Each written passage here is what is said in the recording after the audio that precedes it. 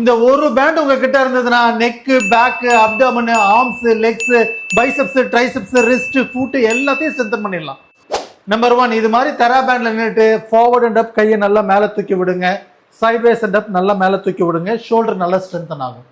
அதே மாதிரி ஷோல்டருக்கு பின்னாடி இது மாதிரி பேண்டை போட்டுட்டு ஃபார்வர்ட்ல புஷ் பண்ற மாதிரி பண்ணுங்க. ஷோல்டரோட ஸ்டெபிலிட்டி இம்ப்ரூவ் ஆகும். பொசிஷன்ல 2 எல்போவையும் நல்லா மடக்கி விடுங்க. பைசெப்ஸ் ஸ்ட்ரென்தன் ஆகும்.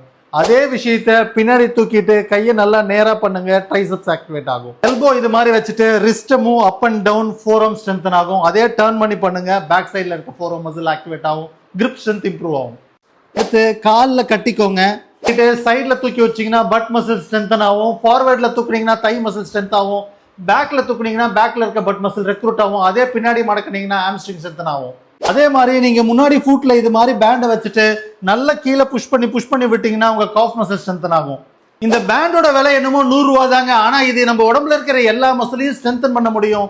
இன்ஜுரி இல்லாம ஹெல்தியா பெயின் ஃப்ரீயா வாழ்றதுக்கு இது ஒரு தாரக மந்திரங்க. Just for the information, doctor Ram physio.